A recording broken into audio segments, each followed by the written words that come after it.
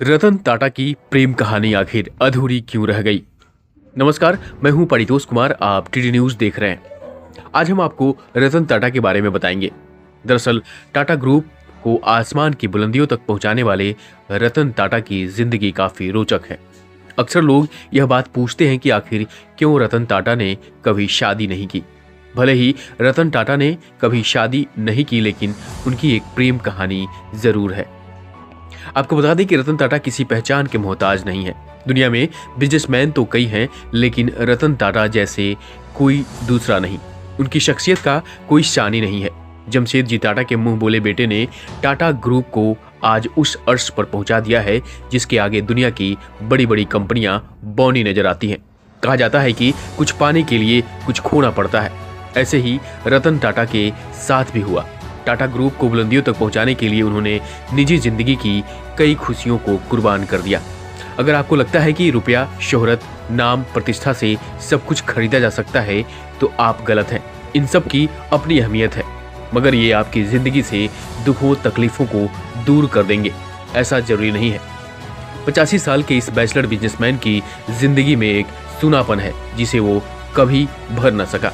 Startup गोड fellows की opening समारोह में रतन टाटा ने अपनी जिंदगी से जुड़ी एक दर्द बयां किया था, जिसे सुनाकर वहां पर बैठे लोगों के दिल भर आए थे।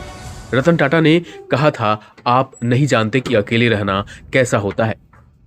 जब तक आप अकेले समय बिताने के लिए मजबूर नहीं होते तब तक एहसास नहीं होगा। वास्तव में जब तक आप बूढ़े नहीं हो जाते तब तक किसी को भी बूढ़े होने का मन बिल्कुल भी नहीं करता। रतन टाटा की जुबान से यह बात यूं ही नहीं निकलती। दरअसल रतन टाटा को जिंदगी में 4 बार प्यार हुआ, लेकिन वे कंवारे ही रहे। सबसे ज्यादा संजीदा वह उस वक्त थे जब वो अमेरिका के लॉस एंजल्स के कंपनी में काम करते थे। उस दौरान उन्हें एक लड़की से प्यार हुआ। तभी अचानक उनकी दादी की तबीयत खराब हो गई, जिसकी वजह से उन्हें भारत लौटना पड़ा।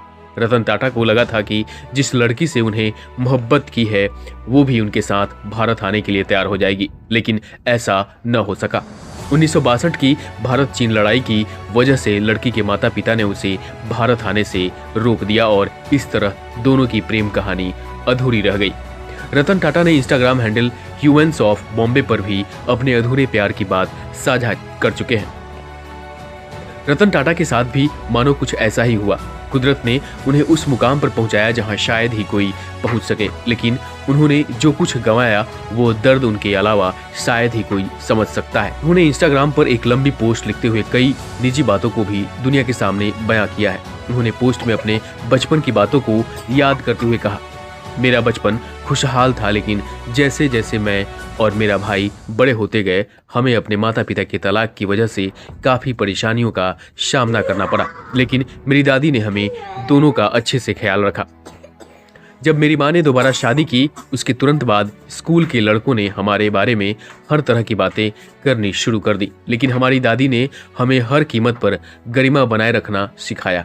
एक ऐसा मूल्य जो आज भी मेरे साथ हमेशा मौजूद है। मुझे याद है विश्व युद्ध यानी द्वितीय विश्व युद्ध के बाद मेरी दादी मेरे भाई और मुझे गर्मियों की छुट्टी के लिए लंदन ले गई। वह हमसे कहती थी, यह मत कहो या उसके बारे में चुप रहो, और यहीं से हमें जीवन के असल मूल्यों की समझ आई। पोस्ट में उन्होंने आगे लिखा है कि पिता और उनके बीच हुए मतभेद का भी जिक्र किया है। उन्होंने लिखा, यह कहना मुश्किल है कि कौन सही है या गलत। मैं वायलिन बजाना सीखना चाहता था, मेरे पिता ने पियानो पर जोर दिया। मैं अमेरिका में कॉलेज जाना चाहता था, मेरे पिता ने यूके पर जोर दिया। मैं आर्किटेक्ट बनना चाहता था, उन्होंने मुझ पर इंजीनियर बनने का दबाव डाला। रतन टाटा जैसे बिजनेसमैन न सिर्फ संपत्ति अर्जित की, बल्कि अपना पूरा जीवन लोगों के कल्याण के लिए भी लगाया। उन्होंने युवा उद्यमियों को आगे बढ़ाने का काम किया। साथ ही कोरोना महामारी के दौरान उन्होंने लोगों को खूब मदद की। पिछले कई सालों से रतन टाटा को भारत रत्न दिए जाने को लेकर मांग उठ रही है। रतन टाटा के 50वें जन्मदिन के मौके पर वाईएसआर कांग्रेस पार्टी के सांसद रघु रामकृष्ण राजू ने उद्योगपति रतन टाटा को भारत रत्न से सम्मानित करने का आग्रह किया। उन्होंने बुधवार को यानी आज राष्ट्रपति द्रौपदी मुर्मू को पत्र लिखकर रतन टाटा को भारत रत्न देने की मांग की। राजू ने मुर्मू को लिखे पत्र में कहा, इस धरती पर कई अरबपति पैदा होंगे, लेकिन जो लोग अस्थायी प्रभाव छोड़ते हैं वे हैं रतन टाटा जैसे लोग। गौरतलब है कि रतन टाटा को साल 2000 में पद्म भूषण और 2008 में पद्म विभूषण के पुरस्कार से सम्मानित किया गया था। तो ये था आज रतन टाटा की कहानी।